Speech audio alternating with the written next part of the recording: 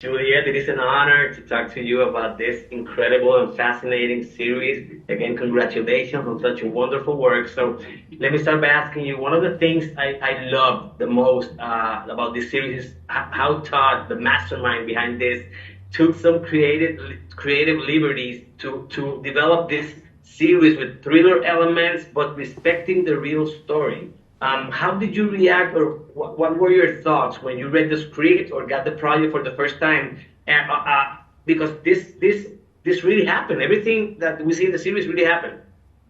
Well, it's a fiction, so you have to remind yourself that it's a fiction inspired by real life events. So I just cross fingers that the showrunner, the producer, Lorenzo and Adam really checked, with the historians and the experts on Dior and Chanel's lives, that they were accurate and that I could plunge into it, trusting that they had made their homework. My homework was really I felt responsible for, lifting Coco Chanel into a human being, that we would feel her, understand her through, the spirit of it or the feeling of it, the emotions of it, but also the energy, because she had a very special energy. The little films I've seen of hers, she is like, so quick, so reactive, so full of wanting to lift everything up in order to survive. So the survivor gear was very much into my mind and body while I was playing her. Excellent. Thank you for that. One of the most exciting or spectacular moments of the series is your first scene with Glenn Close. It was so exciting to see two iconic, great, awesome actresses working together. Tell me about that specific scene and what's it like working with her then? I was, expecting the best because I was excited to work with her. And also, she's changed her nose, so it was very bizarre to play with her, and I was astonished how well it was done. But the spirit with Glenn always lifts up. It's there's a humor, and she's kind of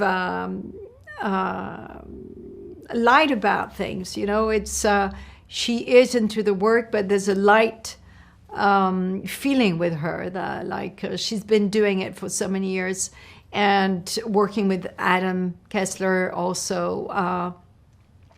So she felt at home, and I felt at home with her. Beautiful, beautiful. I love the it was a like chef kiss.